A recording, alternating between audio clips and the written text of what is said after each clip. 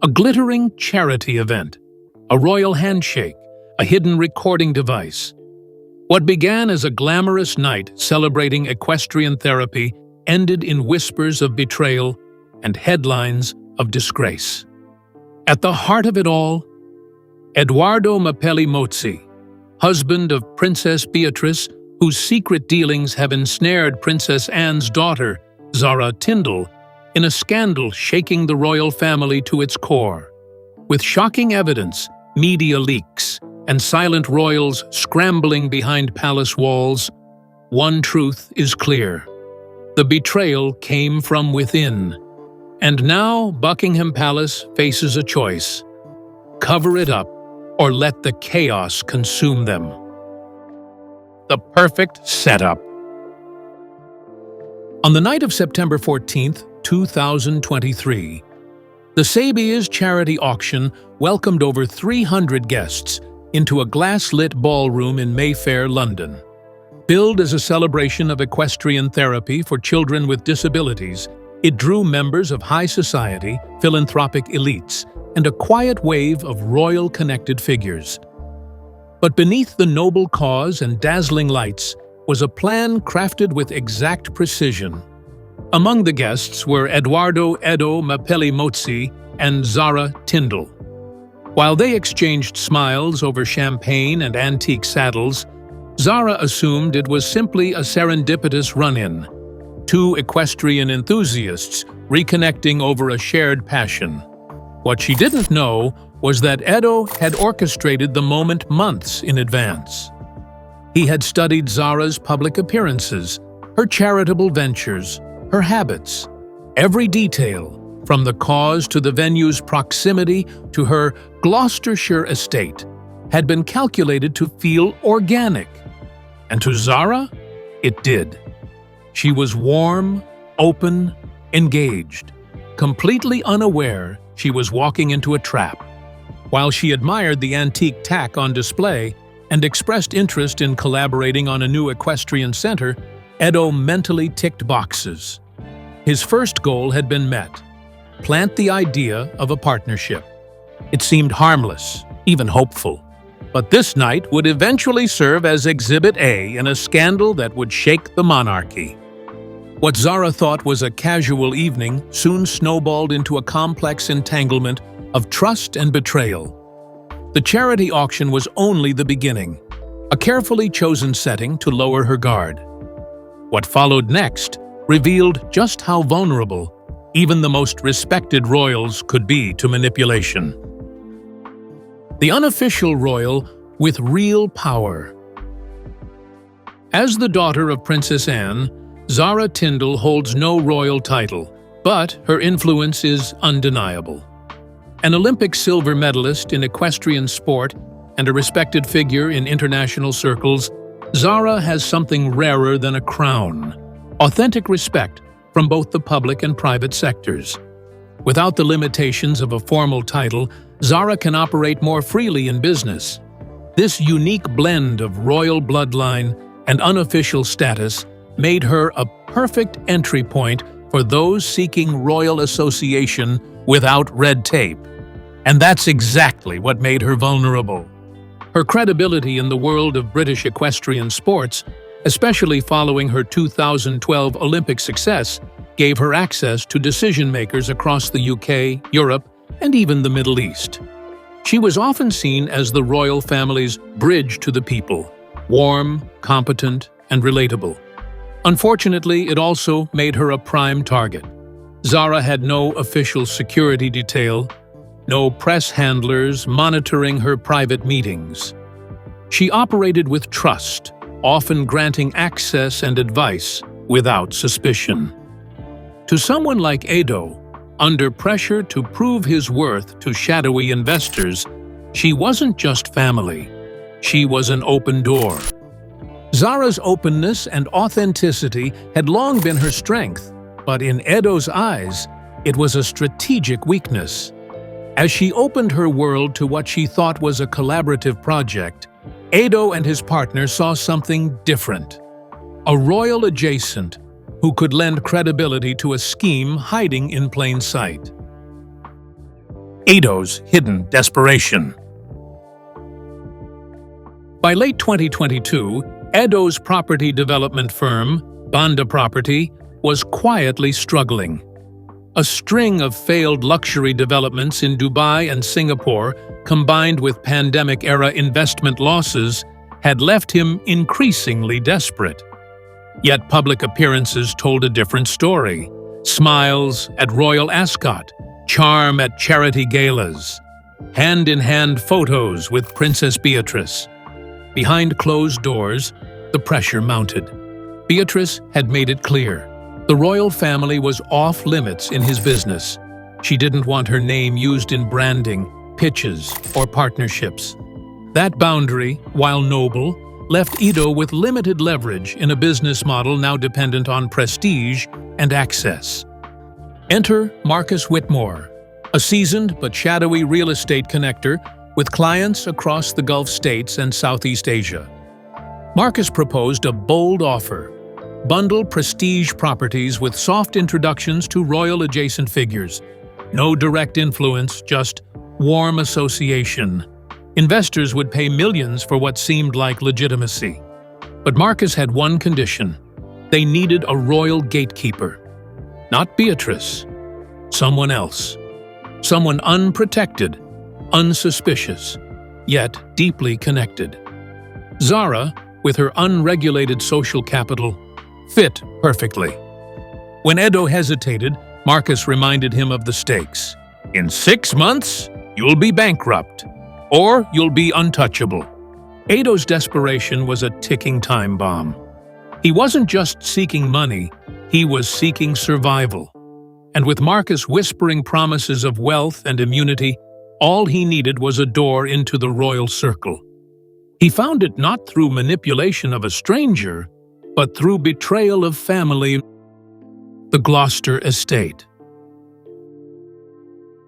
When Edo invited Zara to tour the Gloucestershire estate on March 8, 2023, it felt like a natural progression from their lively conversation at the auction. The manor, built in 1792, sprawling across 40 acres and boasting authentic Georgian architecture, was breathtaking. Edo spoke passionately about restoring it as a world-class equestrian retreat. The grounds seemed perfect. Open fields, stable-ready soil, and a training arena that could rival Olympic facilities. To Zara, who had spent 20-plus years cultivating equestrian excellence, it felt like stepping into a dream she could help shape. What Zara didn't know was that Marcus had chosen this property specifically because of its symbolic value. A Grade 2 listed manor with equestrian potential was irresistible bait for someone of Zara's experience. Edo's team included a real architect and planner, but their roles were limited. They were the front-facing actors for a much deeper scheme. Zara walked through the cracked stone corridors, feeling inspired, unaware hidden cameras had been planted to record her enthusiasm, her gestures, her professional advice. Zara gave freely. She spoke about ground drainage, arena dimensions, soil composition, even the types of horses that would thrive there. She suggested a 12-stable layout, improvements for rider safety, and ways to integrate community programs for disabled children. Every word, every suggestion was captured. She thought she was shaping a noble project. Marcus saw it as proof of her direct involvement with foreign investors who had never even set foot in the UK. By the end of the tour, Edo asked whether she'd be willing to lend her expertise occasionally. He presented it gently, earnestly, never revealing that her role had already been predetermined in documents drafted 2 weeks earlier. Zara smiled and agreed. She had no reason to suspect betrayal inside a project built to look like hope. What Zara viewed as the beginning of a meaningful equestrian restoration was, in truth, the tightening of a trap. Edo had secured her verbal involvement, her professional insights, and, most importantly, her trust. The next phase would push her deeper, placing her in a position she never imagined she could be manipulated into. The lunch that sealed the trap. Following the estate tour, Zara was escorted to a refined lunch inside the manor's sunlit dining room. It was 1:15 p.m. The tables were set with vintage Wedgwood china, and the menu included rare venison, locally sourced vegetables, and a 1998 Bordeaux. It felt like hospitality, but it was staging. Marcus sat beside Zara, purposely close, ensuring that her guard was down. Soft classical music filled the air, carefully selected to evoke calm and connection. Everything about the lunch was designed to blur the line between business and intimacy. Marcus began casually, asking about Zara's riding career, her 2012 Olympic silver, her upbringing at Gatcombe Park, her partnership with her mother, Princess Anne. Zara answered warmly. She had always been disarmingly open about her life, especially in equestrian circles. Soon, the conversation drifted to the broader royal family. Marcus framed his questions as admiration, curiosity, sometimes even empathy. How had William handled public pressure? Did Harry miss home? Did Anne ever struggle with her royal role? Innocent questions, or so they seemed. As wine softened the atmosphere, Zara spoke more freely, reflecting on the struggles her family often endured under constant public scrutiny. She mentioned the difficulty of balancing royal heritage with personal identity. She noted that William carried the institution heavily, that Anne prized independence, and that Beatrice often felt torn between duty and privacy. Every remark, gentle, harmless, deeply human, was secretly recorded.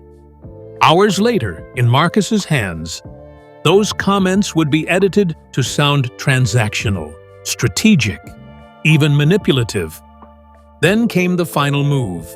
A consulting contract, printed on high-quality linen paper, was casually set before her. "Just something to formalize your insights," Marcus smiled. Zara signed without hesitation, believing she was helping an equestrian project that genuinely mattered. In reality, the contract would later be twisted as proof she offered paid access to royal networks.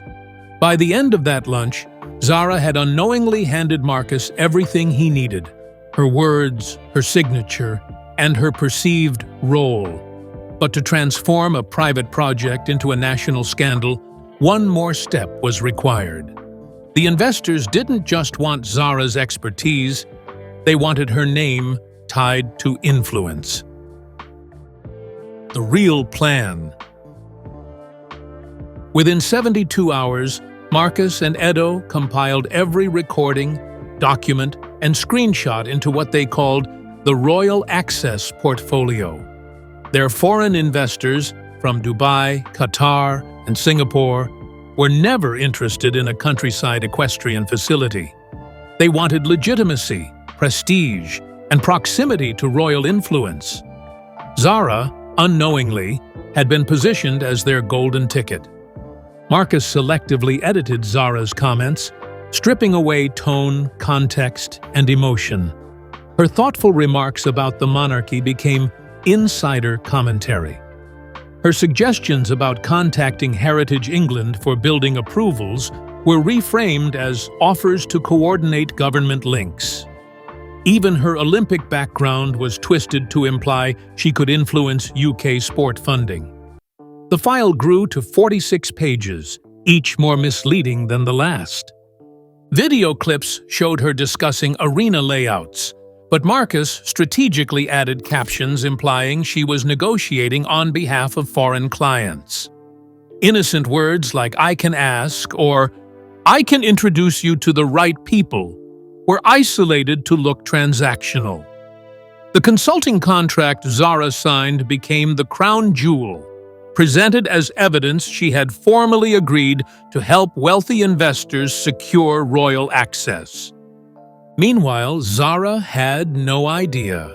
She spent her days training horses, volunteering for children's charities, and preparing for upcoming competitions.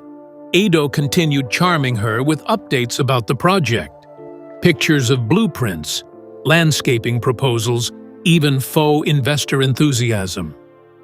Marcus reassured investors that the royal connection was progressing smoothly. By early November 2023, the narrative was complete. Zara appeared to be a royal figure leveraging her family ties for profit. It was a lie, but a convincing one, built through months of manipulation. With the portfolio finalized and investors eager, the final blow was inevitable. All Marcus needed was the right moment and the right newspaper to release the story. Zara had been carefully framed. What came next would destroy her reputation, fracture the royal family, and expose Edo's deepest betrayal. The article that shook Windsor. On the morning of December 5, 2023, the front page of the Daily Chronicle bore a single devastating headline in bold red type: Queen's granddaughter caught selling access. The article, written by political editor Martin Hensley, claimed that Zara Tindall, the daughter of Princess Anne, had been quietly offering foreign investors unofficial influence pathways into the royal family. The article cited unnamed sources, excerpts from her recorded consultations, and, most damning of all, the signed consulting agreement. Zara was blindsided. She awoke to hundreds of missed messages and frantic calls. The story was everywhere, on the morning shows, across global headlines, even splashed across screens in New York's Times Square. The recordings were carefully selected and edited to imply that Zara had monetized her royal proximity. One clip showed her saying, "I can speak to someone at historic England." But with the surrounding context removed, it sounded like a corrupt offer. The royal family issued no comment. The palace remained silent, which many took as confirmation. Within hours, media outlets from Australia, Canada, and the United States amplified the story. Social media turned vicious. Zara, once considered the most grounded and admirable royal, was now the face of scandal. Friends texted her with condolences. Some distanced themselves altogether. Zara sat at her kitchen table in Gloucestershire, heart pounding, unable to even explain what had happened. The betrayal hit hardest not from strangers, but from silence. Princess Anne called in fury and heartbreak. Zara tried to explain about the estate, the lunch, the consulting contract. But even Anne, known for her cool-headedness, couldn't process the magnitude. "This is bigger than you," she snapped. "You've endangered the crown's integrity." The fallout: Zara left to stand alone. That evening, a tense meeting unfolded inside Windsor Castle. Senior royals convened in a private drawing room as storm clouds gathered outside. Princess Anne came armed with facts and fire, defending her daughter fiercely. Prince William, pragmatic and image-conscious, insisted on immediate distancing. King Charles III, caught between love and duty, remained non-committal. The result was a quiet but clear decision. No public support for Zara. No press release was issued. No denial. No protection. Zara, for the first time in her life, stood alone. The monarchy's silence spoke volumes.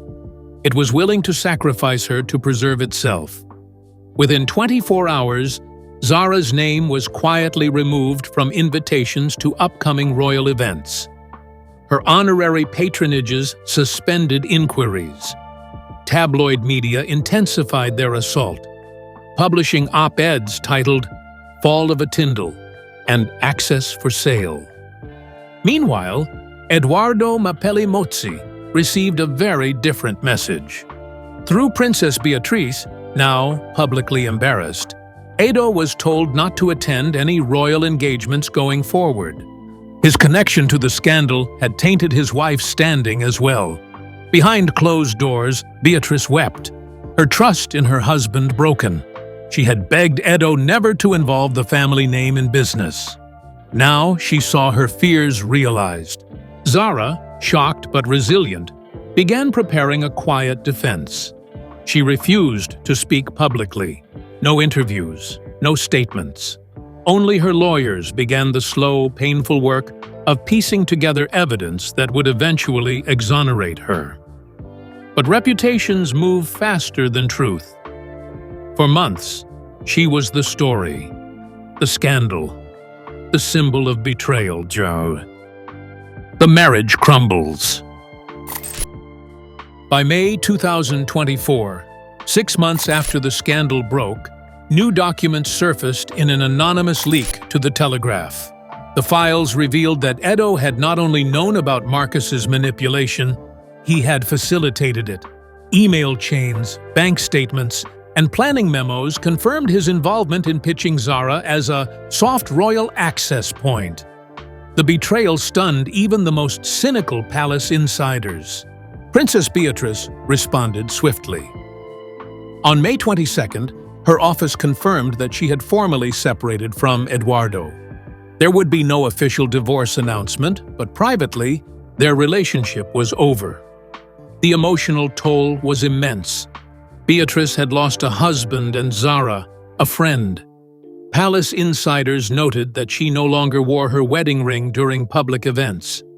Edo vanished from public life. His once thriving real estate company was blacklisted from royal contracts. Social invitations dried up. He quietly moved operations to Monaco, where he faded into obscurity. As for Marcus Whitmore, the mastermind, he disappeared without a trace. International efforts to locate him failed. His trail vanished like vapor, just as he had planned.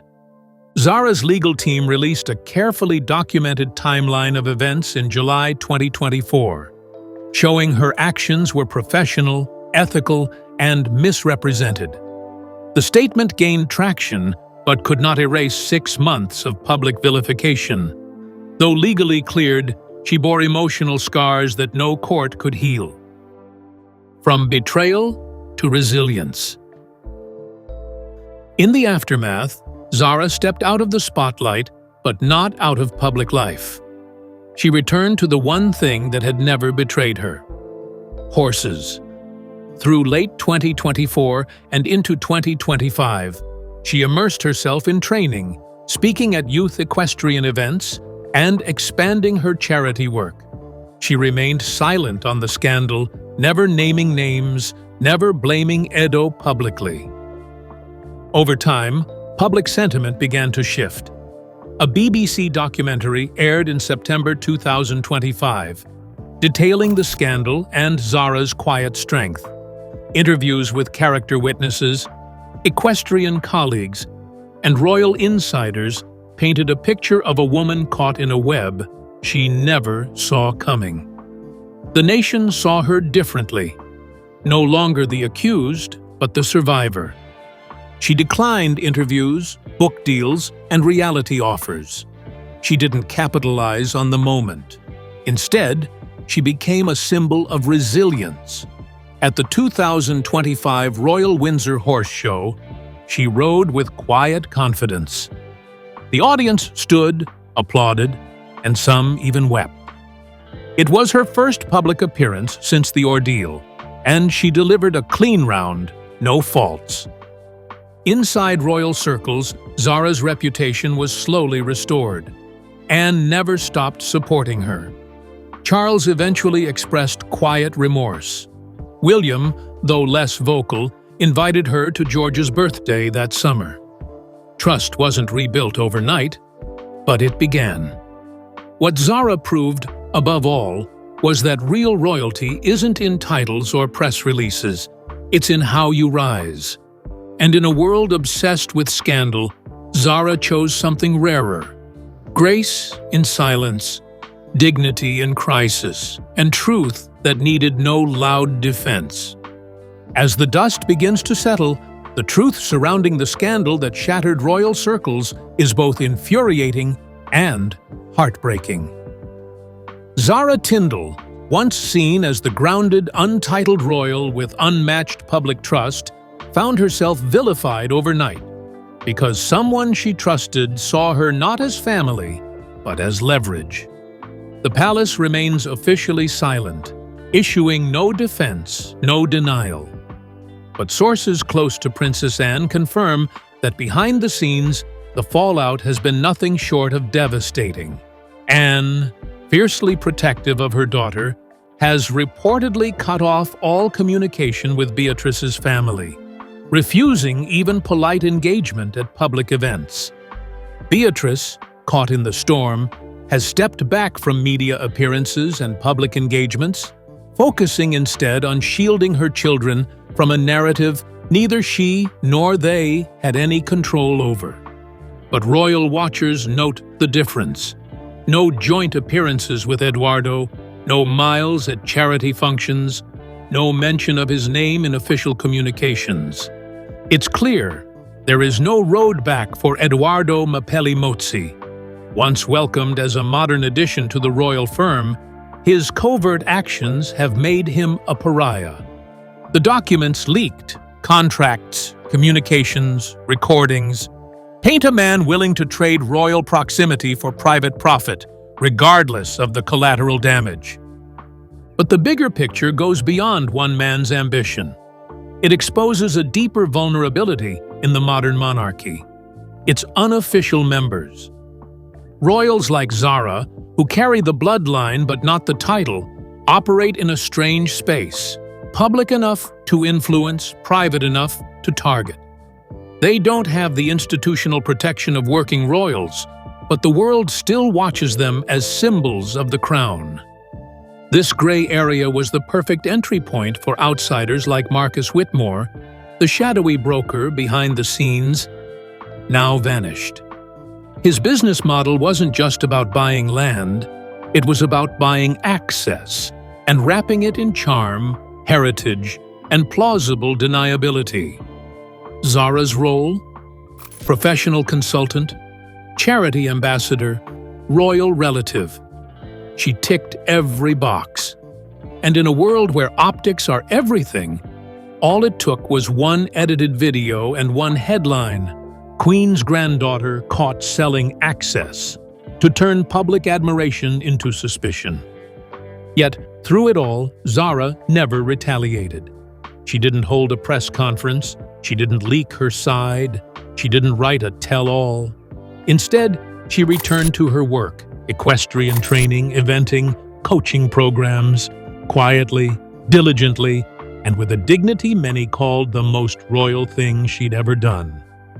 Now, nearly a year later, the tide is beginning to turn.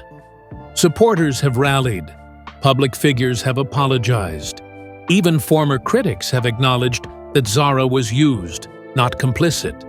And while reputations may recover, trust rarely does. For the monarchy, this is a wake-up call. How many more unofficial royals are vulnerable to this kind of manipulation?